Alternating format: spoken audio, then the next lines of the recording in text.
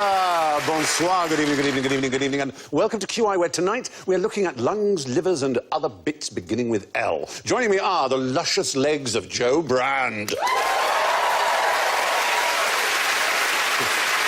lustrous locks of Phil Jupitus. The lovely larynx of Josh Widdicombe. And the lily-livered Alan Davies. So, let's examine your organs. Joe goes...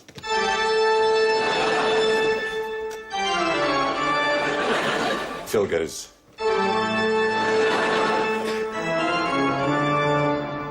Josh goes... And Alan goes...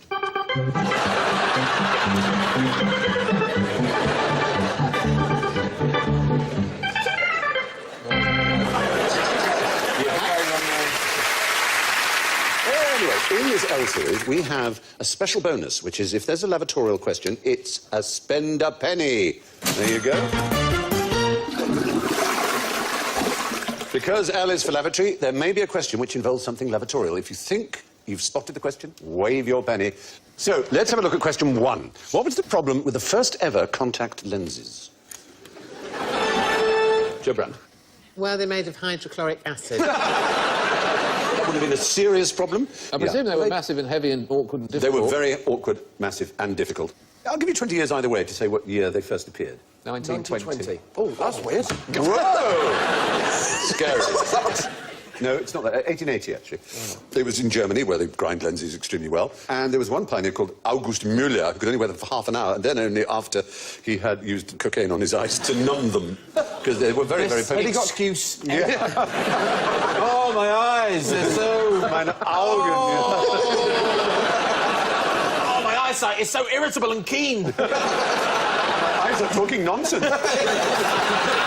They used to saw off the bottom of test tubes and then grind them smooth and put them in. They were used not for vision correction. Originally, they were concealing eye damage and things like that to protect sensitive eyes. And then was the eye damage caused by the contact lens? Well, you'd think...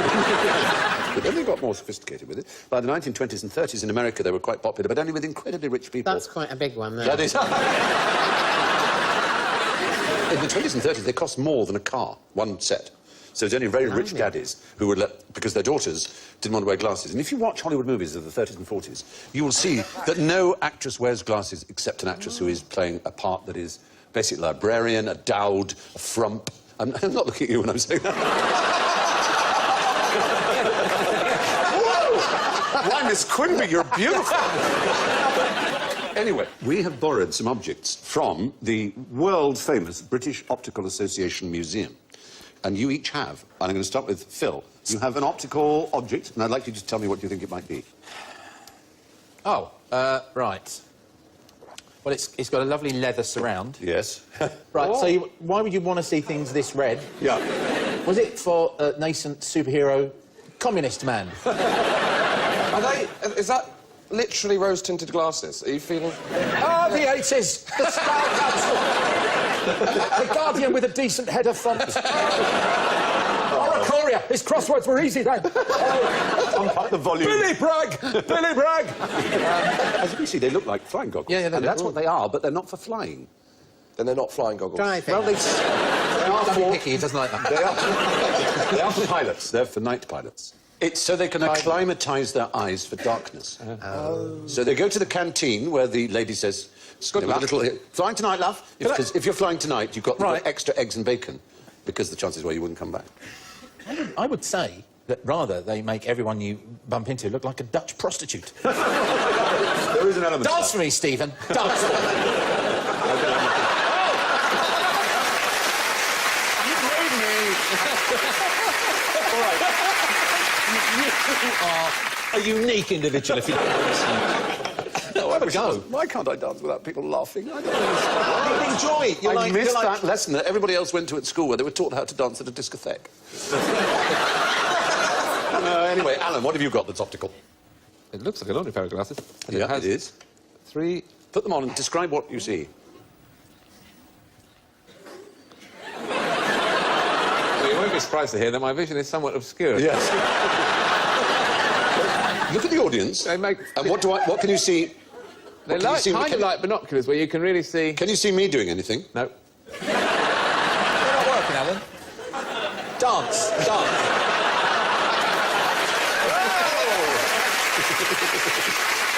They're meant to be for peripheral vision, then. They were designed for drivers who had bad eyesight, and it was to improve their peripheral vision. But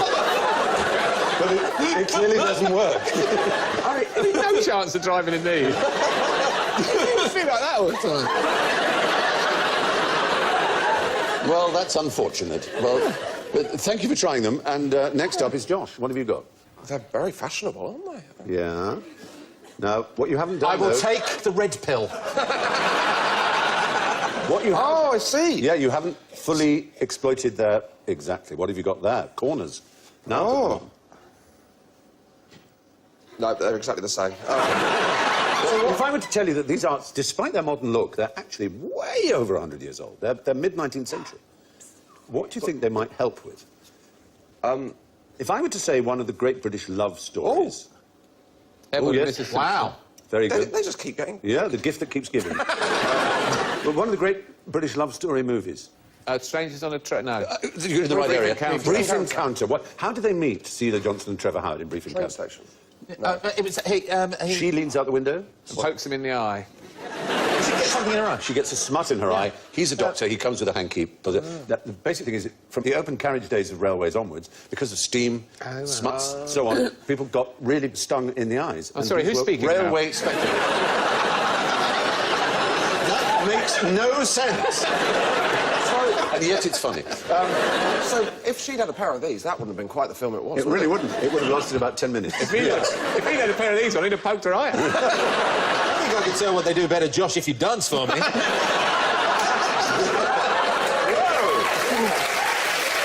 Never got that reaction before. Yeah.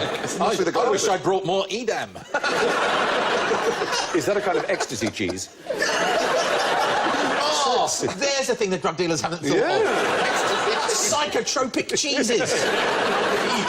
Edam. So, Joe, it's your turn. Oh, you've got a bonnet. Lovely bonnet, and something hanging from it. There you are. How cool is that? That's great, isn't it? You are Mrs. Norris in Mansfield Park. It's a Jane Austen moment. Holmes, I never realised it was you! Can't see a bloody thing through it, though. What am I supposed to be able to see? You look absolutely gorgeous. If there had been a character from Mansfield Park in Colditz, she... Stop! You wish to escape from my prison camp. Yeah. Not before we have done a little embroidery, no? I think it's more sort of Dickensian, isn't it? Like Mrs. Gamp, the elderly prostitute. I say so. Let me see your penis. Now, this is what these goggles were for! She's got the idea, that one. These are definitely Dutch. I'm going to have... Even with my monocle, it's awfully small. You know how to make a man feel very, very unhappy. Enough. I have the most delicate from this museum. It's a fan. It's an éventail. Beautiful fan for fanning yourself, obviously, but has a secret lens in the middle, so I can see what you're doing. So it allows people who apparently are fanning themselves and not taking any notice of anyone else to have a very... I'm not going to lie to you. Yeah. There is a slight different technique when you start looking at me to when you're fanning yourself. No, you're only fanning yourself very slowly there, Steve. I think I'm putting these back on. Yes, they were very popular. That's actually a friend of mine, because like, opera glasses always seem really old-fashioned, don't they? And he was at the theatre with his elderly aunt. She'd never seen them before. And she said, how do these work? And he said, well, you just put your money in, and then you can see what's going on stage. And she went, can't see a thing. So, good, excellent. Name something this lizard is doing as well as running. Yes, Josh. Is he worrying what's wrong with his legs? He might be. I don't think lizards ever worry. He looks quite cheerful. What might he be doing? What all animals do, virtually. Hunting. Hunting, yeah. Sniffing. Sniffing. What does that involve? What do you mean? Breathing. What's it involve? Breathing, God said. Sorry, I was cruel. I pushed you on that. He's not breathing. That's the strange thing about lizards. They have to twist their bodies so much that it compresses their lungs and they can't breathe. So they do a bit of a run, and then they stop, as we'll see. He's running, not breathing at all. And he thinks, oh, blimey, I need some oxygen. He'll stop. It's only when he's straight, only when he's only when he's straight. That he can, that's just silly. Makes no sense, but he can breathe. You were like the Oxbridge Johnny Morris. He was running along. But we have an example that the fastest humans on Earth run which race? 100 metres. The 100 metres, and it's said that some 100-metre sprinters don't breathe throughout the race. I mean, they obviously take gulps in, oxygenate themselves, get all ready, like that, and then they're running, and you see them in slow motion, and lower down, fadabada, fadabada, fadabada. Is that the noise it makes? That's the noise it makes. Wow. When it reaches 20 miles an hour, that's the noise it starts to make. Wow.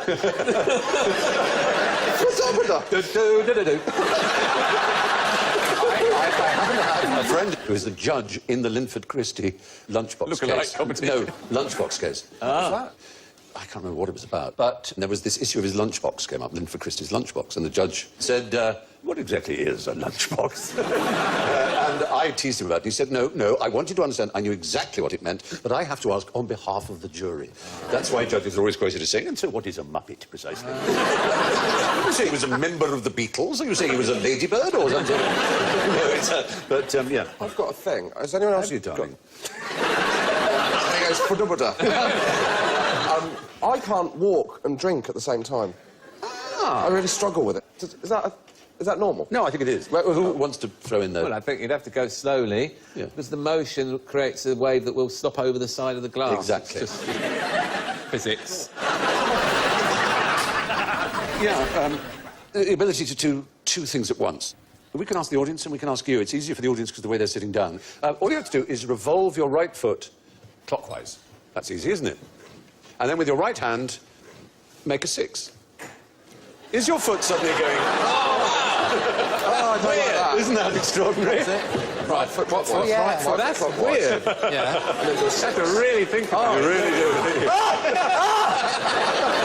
That was an instant. You really have to think about it to the point where you nearly break your foot off. You forget what's clockwise. You start going up and down and not... He's fighting it. You're in agony. But I couldn't do the 6. I couldn't finish the 6. I just did a C. That's it, exactly. It's a bitch, isn't it? It's really Oh, I'm fascinating. going to remember that one. People say, what do you remember from QI? I remember... Even if you watch your foot. Yeah. This isn't great television, what I'm doing at this moment. Put your foot on the desk if you want. Right, so... Glad I wore my natty socks today.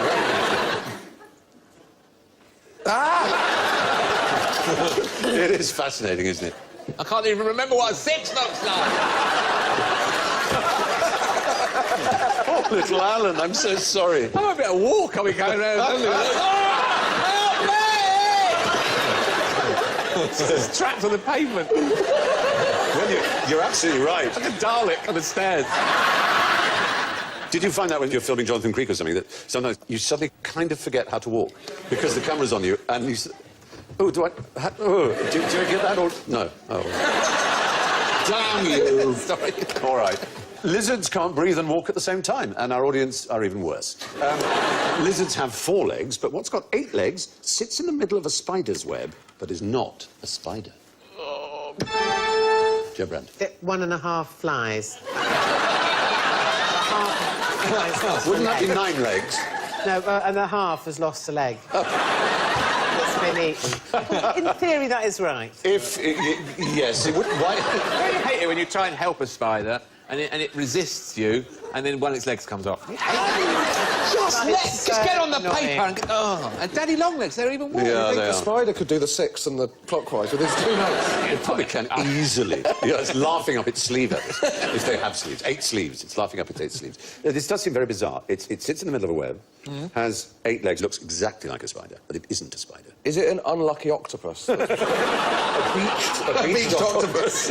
Well, Is it some sort of predator that wants to eat spiders? Is it one of those? Actually, it's the reverse. It's a spider that wants to deter predators, so it creates a fake spider. There. That's made of its dead skin, it's made of leaf mould, it's made of all kinds of bits and pieces. There you can see the sort of body. You only see 4 of the legs there. It's already making a woman in the audience wet herself. Did someone just make that? A spider did. Oh, is that real? Spiders make them. That's the point. They make them... Is that to scale? Well, it's... almost in the sense that it's 5 times bigger than the actual spider.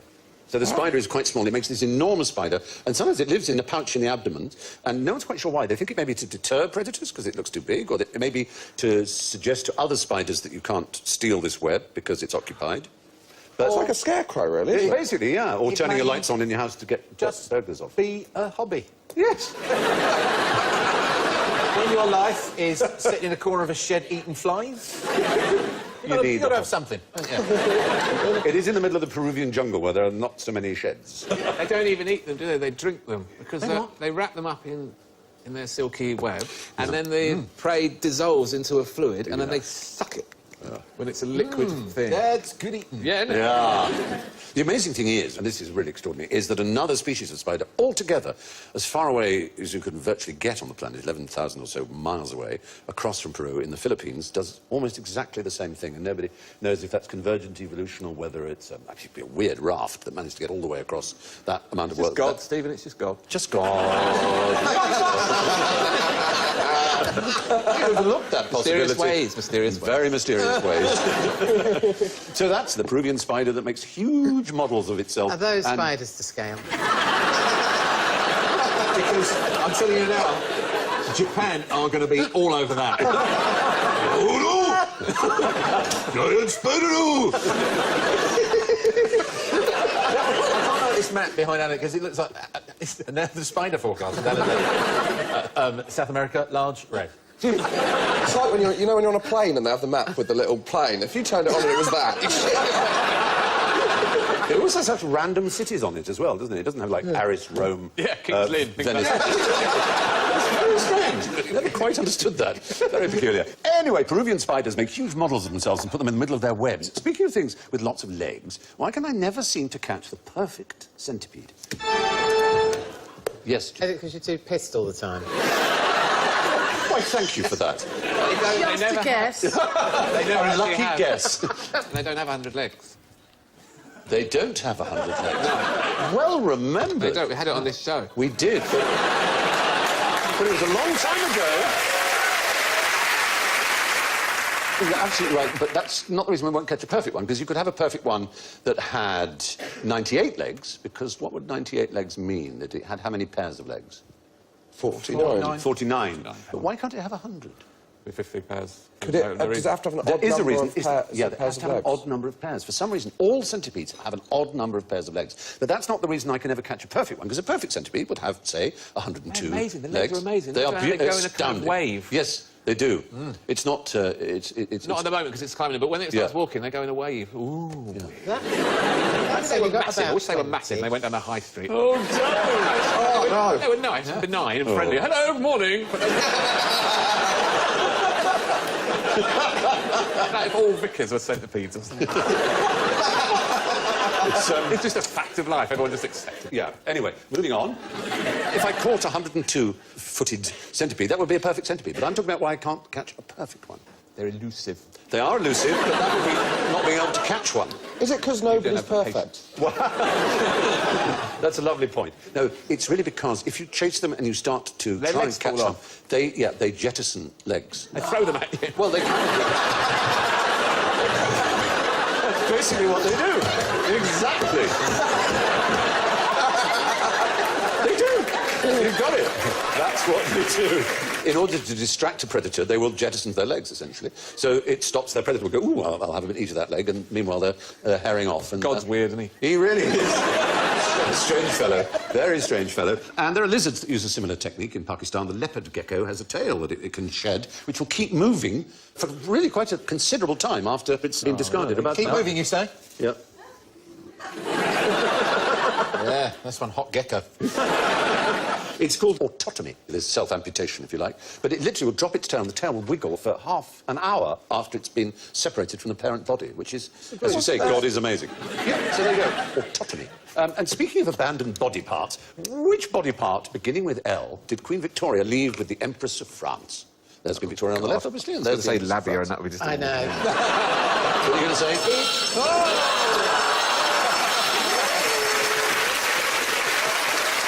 Oh, dear. We're off.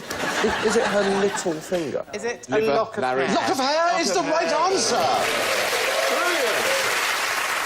But she virtually invented this sort of Victorian sentimental obsession with locks of hair. When her husband died, she obviously kept lots of Albert's hair, but she gave... They've taken the photo away, but really... I know. She looks so pissed off that her crown doesn't fit her. It just looks like... Shall we go back? Yes, a can we? complete I comedy noticed crown. that. No, honestly, no, it's absolutely meant to be this way. It doesn't fit me. Yes, honestly, it's exactly as intended. It does, I agree. for a child! No. Well, the Empress is going, my bonnet's perfect. Yeah, it is. It's rather like Joe's bonnet. It was, your monocle bonnet. Yeah, exactly. Oh, you could be the Empress of France. Double vision, yes. Yeah. You think I could be the Empress of France? Easily. Let them eat cake. So let's cut to what she gave. It was a bracelet made of her own hair. That's an astonishing gift. But this was what Victorians were obsessed with. Knitting, braiding, plaiting, making things out of hair. Artists powdered hair down. Do you remember those things as a child when you would put glue, like Prit, the non-sticky, sticky stuff on it, and then you would sprinkle glitter? So, do you remember that? Yeah. Copydex. Or Copydex you could use, which smelled slightly chlorinous and with... Semen. What do you...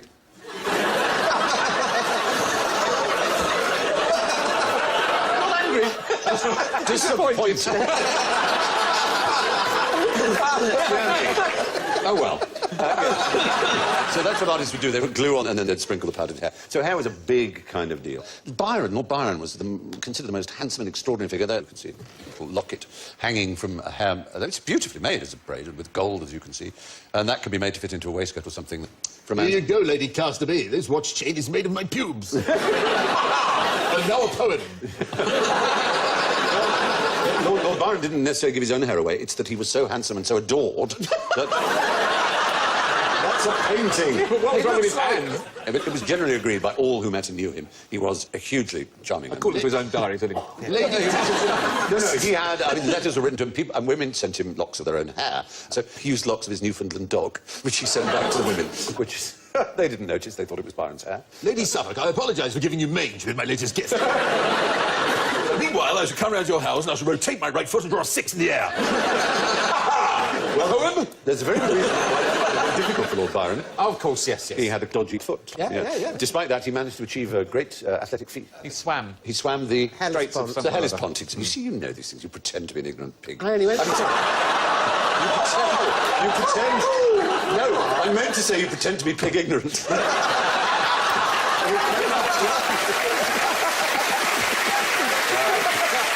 What I'm going to do with you, I'm going to make you run across the film. I'm going to pull all your legs and arms off. I remember the other time, but didn't Lady Caroline Lamb pull out handfuls of her pubic hair and send them to Byron? Yes, and she, of course, was responsible for the most famous description of him. Yes. Mad, bad, and dangerous to have tea with. Oh. She was a fabulous woman. There was a movie about it. I think Sarah Miles. Yeah. Oh, that's right. Yeah. Sarah Miles used to drink her own pee. Yeah. Yes, she was a urinobibe. Yep. As was the Prime Minister of India, Morarji Desai, who became Prime Minister at the age of 80. So, and he drank his pee every day. Anyway, the Empress Eugenie, her name was, and she was the wife of Napoleon III. There's Eugenie. She had a fantastic real name. Doña Maria Eugenia Ignacia Agustina de Palafox Portacarrero de Guzman y Kirkpatrick. That's her name. Yeah. Thank you. What was very pleasing is that she was known as Carrots. Because that was her nickname at school in Bristol, where she lived, and she died in Britain as well. I had no idea that we had a hipster Napoleon. Oh, yeah, he was a hipster. Check him out. Yeah, he's pretty good, isn't he? Can I have a flat white, please? No, the jacket. I got it at this vintage place. It's great.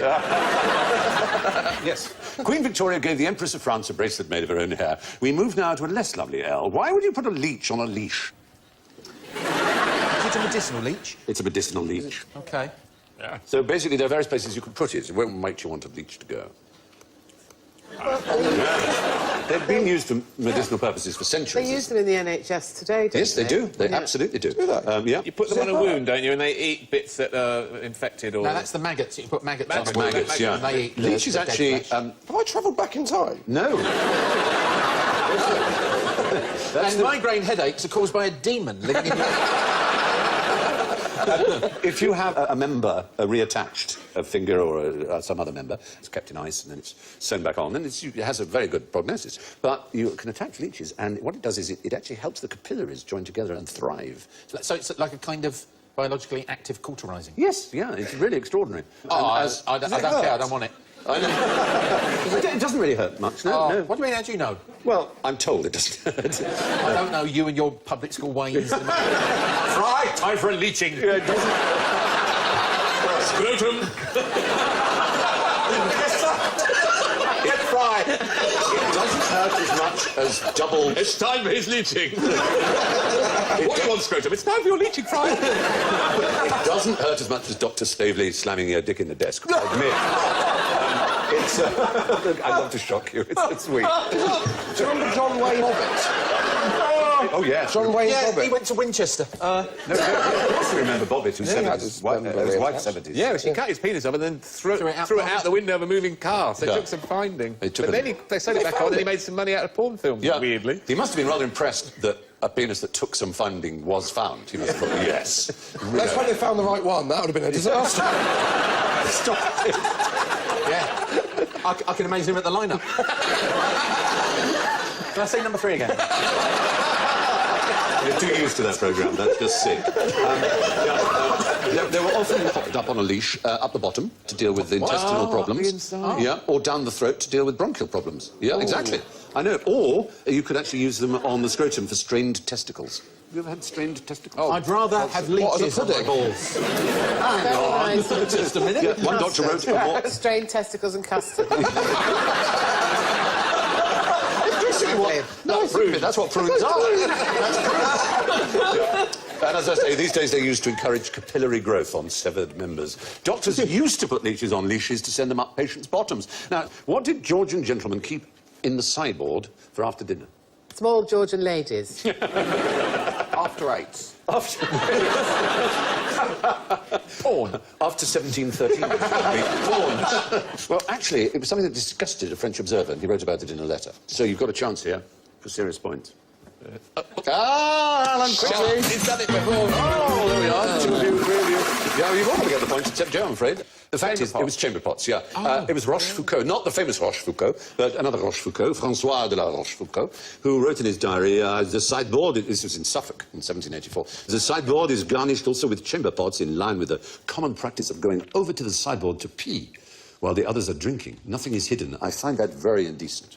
Chamber pots lasted, of course, well into the 20th century because there were many, many households that went on main supplies. Many of them, have of a course, WC. Exactly, they had outdoor loos and they popped a chamber pot under the bed. And chamber pots were, I won't say exactly witty, but they had things written on them which are quite surprising, really, thinking of the previous age where you imagine people were rather more prudish. Look at these. Use me well and keep me clean, and I'll not tell what I have seen. So you pooed onto an eye, or you peed onto an eye. And there were some during the Second World War that had a picture of Hitler, so you could poo on Hitler's face. Quite sort of pleasing in a way. That's your chamber pot. Now it's time to dip the crouton of confidence into the all-melting fondue of general ignorance. What kind of wine goes best with a human liver? A Chianti. Whoa! That's what Hannibal Lecter says. That's what he says in Silence of the Some Lambs. fava beans. He and says... a Chianti. What are fava beans Like to little white beans, aren't they? reclaim your... What would we call them in England? Butter beans? Broad beans? Broad beans, yeah, you get a few points back from the massive deficit that you've already... yeah, it's in the novel. Who wrote the novels involved? Thomas Harris? Thomas Harris is right. He, being rather sort of smart and giving Hannibal Lecter good taste, knew that something fatty and greasy like a liver is not complemented well by a Chianti. He knew that it was best accompanied by something a little more full-bodied. Something like, for instance, an Amarone, which is what is in the novel, which is a sort of Valpolicella type wine, and that is... Why did they change it, Stephen? Because they felt most people hadn't heard of an Amarone and they might think it was some sort of biscuit or something. Quite right. It sounds like an amaretto. Yes, like an amaretto, exactly. What, Hollywood dumbing something down. I know, it's hard to believe, isn't it? What? The S. They would think white wine with meat. But why would it have been a rather disastrous decision to eat a human liver anyway? Toxic. Yes, they are toxic. Do you know what the toxin is? No. Is it vitamin something. Yes. Vitamin E? Actually, A. A. Yeah, a lot of vitamins can't be stored, as you know. Vitamin C, you just pee out the residue, so the idea of taking these 5,000 milligrams a day is just... That's why you have bright yellow wee. Pointless, exactly. You're giving the rats the vitamin. You're getting the rats the vitamins, precisely. They will grow more and more immune and stronger day. Why they'll be as powerful as the Prime Minister of India. I'm recycling! But, yeah, the liver stores vitamin A, which in excess can be quite dangerous. Livers can regenerate themselves, do you know that? Yes. Like Doctor Who. Yeah. Like Doctor Who, yeah. There's the liver drawn by Da Vinci. Leonardo, and you can see there his famous mirror writing, which is astonishing. I mean, I know the drawings are amazing enough, but as a boy I tried using a mirror to write mirror writing. It's just... I mean, you think drawing a 6 with your hand and doing a... So why did he do that? No one's quite sure why he wanted it to be secret, but he did. For Dan Brown. Yes. For the one who was good. There's secrets in the Vatican, Josh. Let's go and find them. Genuinely uncomfortable in this situation. If you use those goggles, you can see the map. The amazing thing is, one of the magical things about livers is if you take a small liver from a small dog and you transplant it into a large dog, the small liver will grow to the size it would have been in the bigger dog, which is extraordinary. Wow. Yes. You see, I often run out of things to do with the children at weekends. Now you know. We're going to try that. Yeah. Now, also, you know a fantastic slang word. Yeah. And it's a liver disturber. And it's American 19th century slang for... An alcoholic. No. A huge dong. A huge dong? Yeah, a liver disturber. Oh, we think... Exactly. We think we're sick. These are Victorian Americans. I got a tonsil troubler.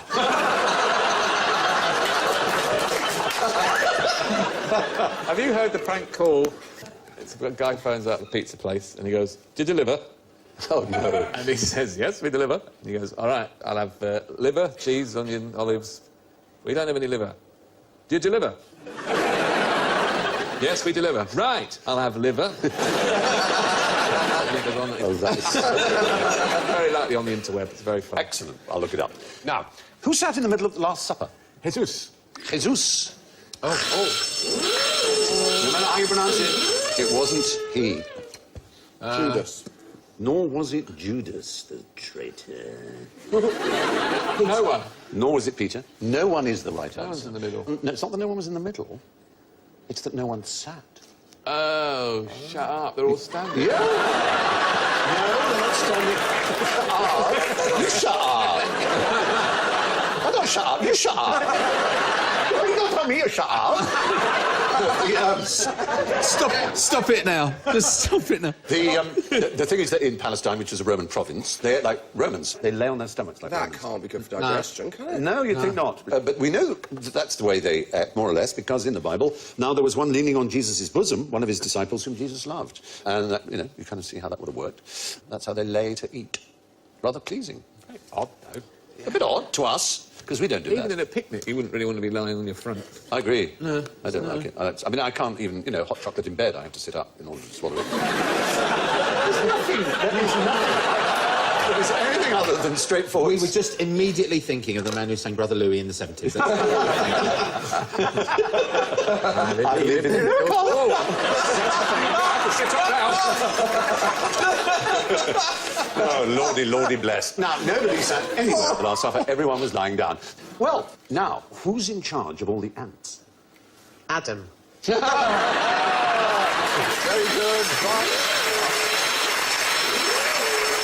No! We were there before you, I'm Is it afraid. a queen? A queen ant, of course, that's going to get a klaxon as well. Is it something like the weather or the climate? Or something? Well, the weather, it They probably don't is as good an control answer as any. The fact is they are a self-organising colony. There is no leader. But there's the Queen. All the Queen does is lay thousands and thousands and thousands of eggs in her life and then dies of exhaustion. And the ants just get on with being ants, and there are just signals sent between each one that somehow sort of ripple outwards into what appears to be organisation. But it's a bit like flocks of starlings or shoals of mackerel that have this incredible sort... You think, well, what's the intelligence behind this? It's like the Tartan Army. No one knows how they do it, but they do it. They somehow do it, exactly. The way at a football match a chant will grow and then suddenly die. You think, that's who's organising that? And no one is. is just a sort of feature of large groups. It's very odd. And that's true of ants, who are, you know, and... They love football, and termites. They love football. They do indeed. North ants, in particular.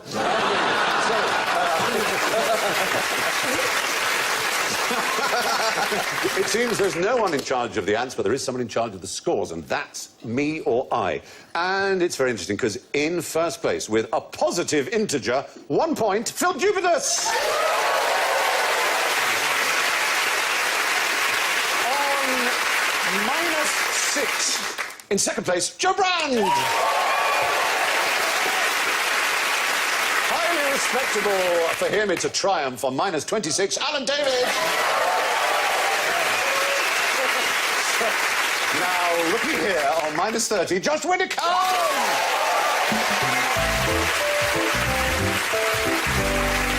And so it's thanks and good night from Josh, Phil, Joe, Alan and me. And we leave you with some last words. The last words of American murderer James Allen Red Dog, executed in 1993.